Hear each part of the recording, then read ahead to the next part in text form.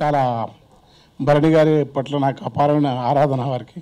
ఎందుకంటే వారు గొప్ప చెప్పడు కానీ గొప్ప సాహితీవేత్త. వారు కూడా అద్భుతంగా రాయడమే కాకుండా నటుడు. అన్నిటికంటే సినిమా రంగంలో అత్యుత్తమమైన మానవీయ విలువలు ఎవరికన్నా అంటే కొద్దిమంది ఉన్నారు. ఆ సర్కిల్ అయినా ప్రకాష్ రాజు వంటి వాళ్ళు వాళ్ళకు మిత్రుడు.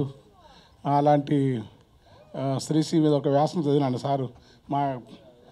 వారు తల్లావజల శివాజీ గారు అట్లా ఉండి ఈ సినిమాలో సార్ నటిస్తున్నారని చెప్పడం. దూరవేటి గారు నాకు అత్యంత సన్నిహితులు. వారి పుస్తకం నాకు అంకితం ఇచ్చినాడు. మాకు ఉన్న బంధం వేరు. ఇక్కడ అన్నిటికంటే స్వామి ఇచ్చినాడు. నేను దూరవేటి అన్న స్వామి చూస్తుంటే దర్శనం చేసుకోవచ్చు. ఎందుకంటే నాకు కాయక తెలియదు కానీ కాయకదే కైలాస, కాయకమే కష్టం చేయడం కాయకమే కైలాసం అని చెప్పిన ఒక ఇష్టలింగాల పూజా సంప్రదాయం. కానీ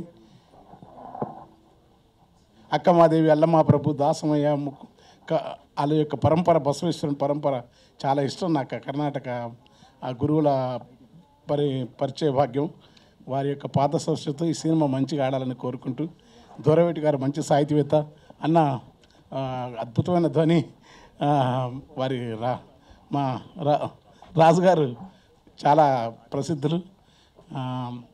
మన మిత్రులు నర్సన్ వీళ్ళందరూ. ఇంకా దూరవేటి గారు అంటే యాక్చువల్ నిర్మాతనే కాదు, అద్భుత సీతారామ శాస్త్రి స్థాయిలో పాటలు రాయగలడు.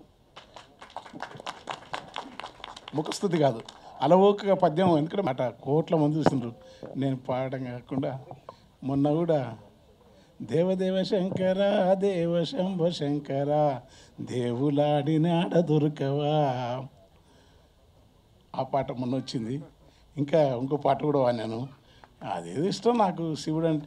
నేను వైష్ణవ కుదురు నుంచి వచ్చిన ఆ సమత్వం అనేది ఉండాలి.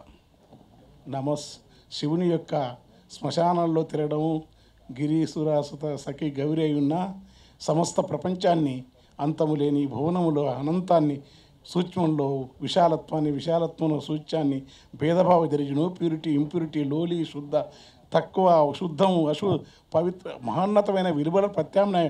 భారతీయ తత్వంలో శివతత్వం అనేది మహోన్నతమైన తత్వం.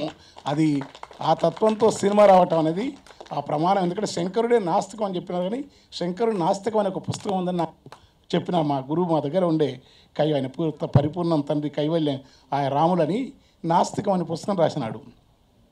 శంకరుడు నాస్తికులకే భగవంతుడు ఎక్కువ దర్శనమవుతాడంట ఎందుకంటే అని చెప్పి. అట్లాంటి శివుడు కూడా ఆ శివతత్వంతో ఉన్న ఈ సినిమా దూరవేటి గారి తిట్టం. ఎందుకంటే ఆ సినిమాలో ఉన్న పాటలు ఎన్నో చాలా బాగున్నాయి, కథ కూడా బాగుంది. వీళ్ళ హీరో ఇతనా, హీరో ఎవరు బాగున్నా. ఇక నేను ఓకే కథ ఓకే కనుక ఇంక మీరు మా మిత్రుడు పూజ్యులు చెన్నై గారు వద్దు తర్వాత స్వామీజీ వీళ్ళని ఆశీర్వదించండి. నాకు కూడా పనిలో పనిగా మీ దివ్య ఆశీస్సులు ఉండాలి. ఎందుకంటే సమాజంలో ఏం జరుగుతుందో మీకు తెలుసు, మేము చెప్పేవాళ్ళం కాదు. అక్కమాదేవి, అల్లమా ప్రభు, దాసమయ్య, ముకుందార్ అనుభవాల మంటపం, మహోన్నతమైన భారతీయ తత్వంలో ఏదీ లేకుండా ఒక మహోన్నతమైన తత్వం శివతత్వం. దాన్ని వారు అనివార్యంగా తీసుకురావాల్సిన అవసరం ఉంది.